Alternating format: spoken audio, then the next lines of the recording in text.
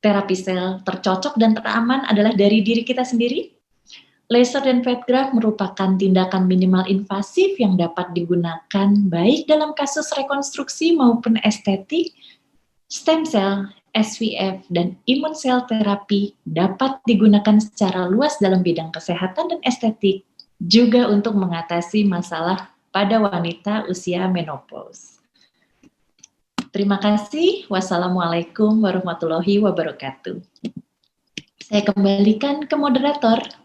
Silakan Dr. Doni. Ya, terima kasih banyak Dr. Karina atas penjelasannya yang sangat-sangat jelas sekali. Nah, kita akan mungkin nih perlu diketahui bahwa sudah banyak sekali pertanyaan dari para peserta dan sejawat apoteker sekalian. Kita langsung saja ke sesi tanya jawab. Namun sebelumnya saya mengingatkan lagi bahwa kepada sejawat apoteker sekalian, bahwa setelah acara ini selesai akan dipersilahkan untuk mengikuti post-test, ya. Post-test melalui link yang sudah diberikan, yaitu link apoteker.org.id, ya. Jadi jangan lupa, jangan leave grup dulu, langsung isi dulu post-testnya, ya. Baik, saya akan membacakan pertanyaan yang sudah masuk, ya. Pertanyaan pertama mungkin untuk Dr. Anggara dahulu, ya. Untuk Siap, Dr. Anggara, pertanyaannya adalah, apakah normal umur 10 tahun itu sudah mengalami haid? Dan apakah berhubungan jikalau mensnya terlalu dini mulainya, nanti akan menopausnya lebih cepat? Baik, terima kasih Dr. Doni atas pertanyaannya. Jadi menstruasi pertama kali atau kita sebut sebagai menarki itu memang bisa bervariasi range-nya. Bisa paling dini di 8 tahun sampai 12 tahun, bahkan di 16 tahun pun juga bisa. Dan memang dari publikasi-publikasi yang ada dilaporkan ada hubungan antara terjadinya menarki atau menstruasi pertama kali dengan usia dari saat menopause terjadi.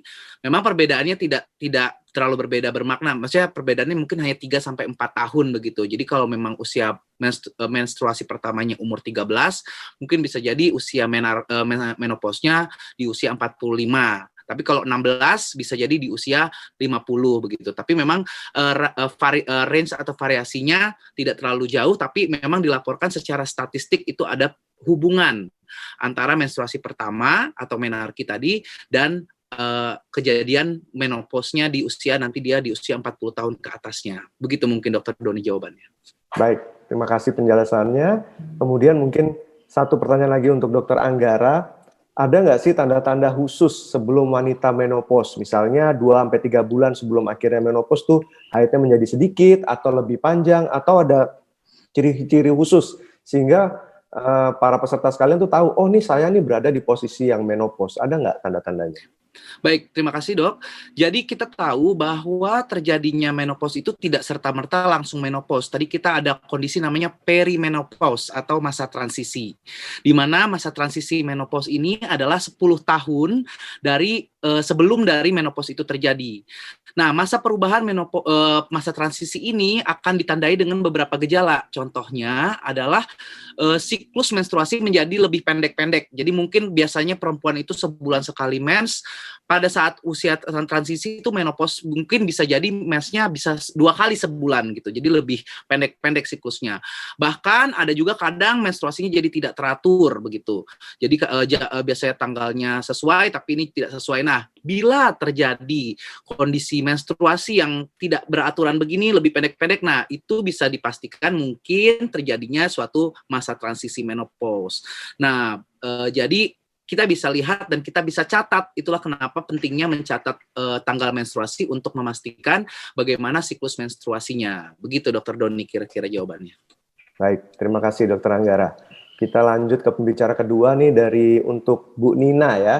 Yang pertanyaan, ada 2 penanya yang menanyakan hal yang serupa, yaitu mengenai penggunaan suplemen vitamin D nih dan kalsium. Kan sekarang banyak sekali digembar-gemborkan oleh para tenaga medis bahwa kita harus mengkonsumsi vitamin D. Sebaiknya itu digunakan untuk vitamin D dan kalsium itu berapa lama? Ya, apakah sebelum menopause atau pas kita lagi menopause baru mengkonsumsinya?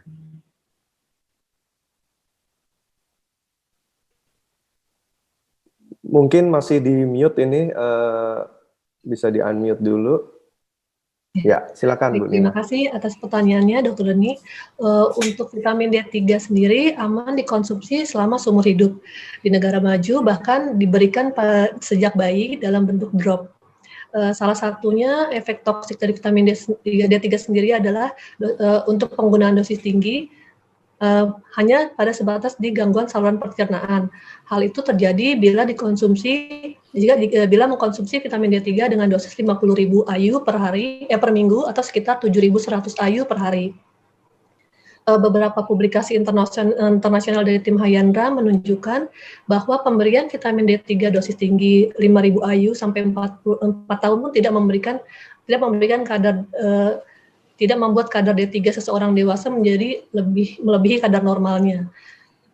Jadi dari hasil penelitian ini juga didukung oleh hasil penelitian di luar negeri yang menemukan bahwa vitamin D serum naik dengan pemberian vitamin D dengan dosis di atas 4.000 IU per hari. Karena itu lebih baik diberikan vitamin D dengan dosis 5.000 IU per hari. Jadi vitamin D3 dapat dikonsumsi segera mungkin, tidak perlu menunggu saat datangnya menopause. Begitu juga dengan kalsium yang merupakan mineral yang diperlukan oleh tubuh sejak anak-anak juga dapat diberikan karena penting untuk masa pertumbuhannya. Baik. Dari website Mayo Clinic di Amerika juga ditekankan bahwa asupan kalsium yang memang terbaik dari makanan seperti pada dairy food atau ikan, dan namun pada suplemen juga aman dikonsumsi, terutama bila kita memang kekurangan kalsium dari diet. Seperti itu, dokter. Baik, jadi jangan nunggu menopause dulu baru kita mengkonsumsi vitamin D, tapi sejak dini kita harus sudah mengkonsumsi vitamin D ya, Bu? Iya, betul, dok. Oke, kemudian kita lanjut ke pertanyaan kedua untuk Bu Nina, yaitu kita ketahui bahwa kalau mengkonsumsi suplemen omega 3 itu sering merasakan kurang nyaman ya. Apakah bisa disiasati penggunaannya bersamaan dengan susu atau es krim? Baik. Untuk omega 3 sendiri berdasarkan penelitian terbaru justru memang butuh dikonsumsi bersamaan dengan makanan, utamanya yang tinggi lemak gitu. Jadi boleh jika disiasati dengan penggunaannya bersamaan dengan susu atau es krim tidak apa-apa, seperti itu, Dok. Oke, baik, cukup jelas. Nah, kita lanjut nih ke penanya ketiga untuk persentahan ketiga, yaitu Dr. Fernandi. Dok, ini ada pertanyaan. Apakah terapi laser vagina dapat bertahan lama? Ya, kalau memang tidak bertahan lama, apakah bisa juga selain laser vagina bisa dengan obat nih untuk mengatasi keluhan pada liang vaginanya itu, Dok? Baik, terima kasih. Jadi memang pengalaman kalau laser vagina itu dapat bertahan sampai ada yang bisa sampai setahun sampai 2 tahun paling lama ya. Tapi ada juga yang beberapa kasus tapi sedikit, mungkin setelah 6 bulan mungkin perlu booster lagi. Tapi pada prinsipnya sih kalau kita nanti setelah laser dan kita menjaga kita punya kebiasaan ya, tidak mengangkat-angkat berat, tidak membebani otot dasar panggul kita, mungkin akan jauh lebih long lasting. Nah, untuk obat sih memang tidak ada yang lain, hanya dengan terapi hormonal memang. Ya, terapi hormonal yang telah disampaikan tadi oleh pembicara pertama mungkin ada risk-nya dan kita harus menghitung risk and benefit tersebut.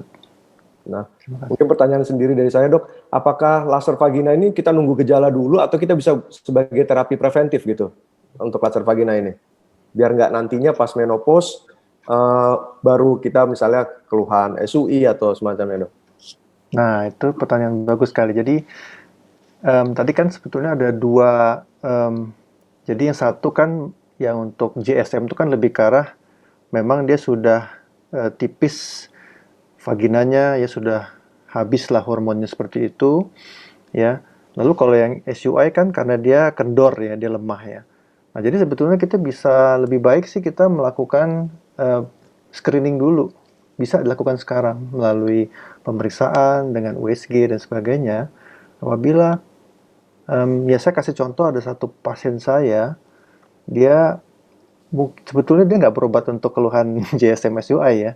Dia berobat ke saya karena keluhan lain ya, ada benjolan gitu ya di vaginanya.